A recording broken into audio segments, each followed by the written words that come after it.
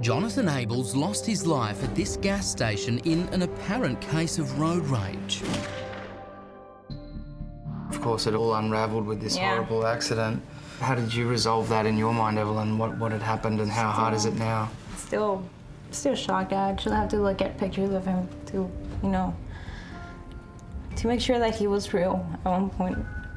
But it hurts. It still does hurt. Crystal Scott says Jonathan was aggressive with her and she shot him in self-defence. Do you believe there were other options open to her rather than pulling out and firing her gun? Absolutely. Jonathan had civil rights too, but they were violated that day because Crystal thought that her right to defend herself was more pronounced. After months of negotiations, Crystal agreed to a face-to-face meeting with the family. The interview room is all set up, the chairs are in place. But at the last minute, we would get the phone call that would change everything. Matt, I'm on the phone with Letitia, What's the Crystal's verdict? attorney. She's not coming.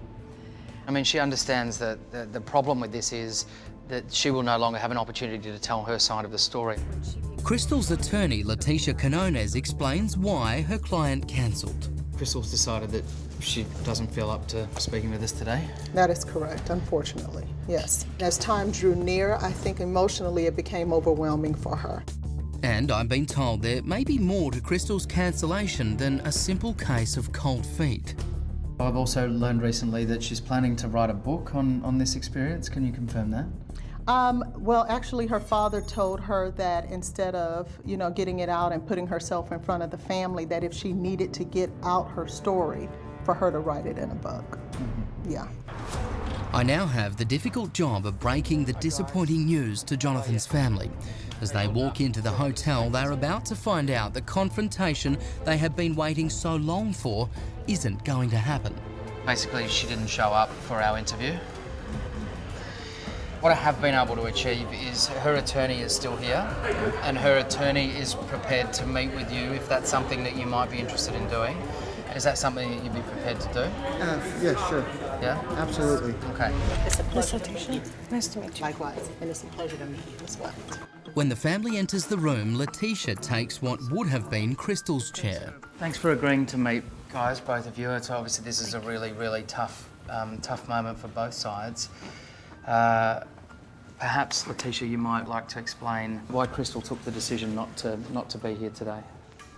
To be completely honest, I first want to tell you that I take no pleasure in the job that I have to do, but I have to do a job. Crystal was geared up and ready to come, and up until, as late as this morning, she was willing to do it. And as the time grew nearer, I really believe that her emotions took the best of her, and I don't think she was ready. I understand it was hard for Crystal to come here. Do you realize how hard it was for me and my wife to come here? I do. To look at the woman who killed our son, no matter if she was right or wrong. Sure. It's very hard. I know. Okay. We've heard the 911 tape. We've all heard it. And Letitia, to be honest, we don't hear any banging or profanities being screamed at her. We don't hear any struggle for any door. You stated that Jonathan banged on the window, kicked the door, he busted the window. He tried to open the door. You made all these statements on the news media. I did. We come to find out that may not be true. Letitia, can you address that? Sure. That if there was so much aggression from Jonathan, why none of that was conveyed on the 911 call? I can't say that. I can't answer that question as to why that wasn't present. So you're saying that the way he expressed his emotions was, you feel that that was reason enough for him to be shot? No, what I felt like is his behavior caused Crystal to feel like her life was in danger. And that the law provides for that if someone feels that way and does so reasonably, then they have a right to defend themselves with deadly force. At what point do you feel Crystal became in fear for her life? At the time she pulled the trigger. Can you accept that? Absolutely not. I heard the 911 tape. Have you heard it? I have, several times. At any point on there, did you hear any struggle for a door? Did you hear any pounding on the window? So where do you think my son's civil rights ended and Crystal's right to self-defense began? I don't think you want me to answer that question because I think it would be hurtful and I'm not here to cause any pain on you. But I believe that your son behaved in a fashion Okay.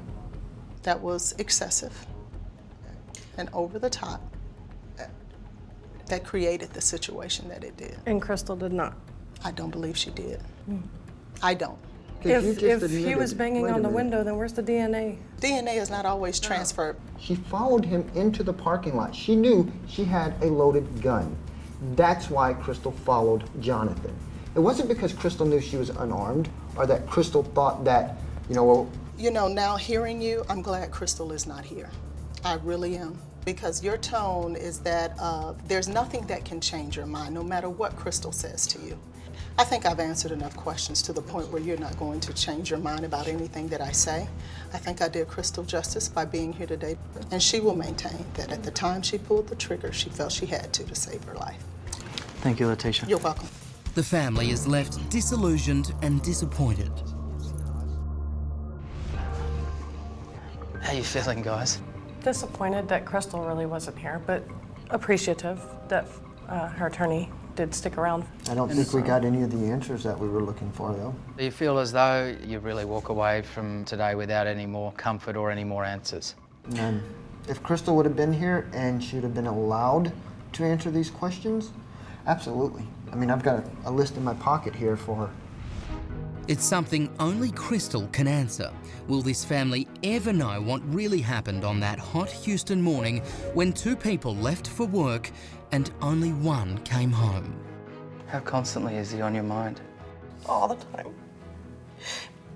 Part of me died that day.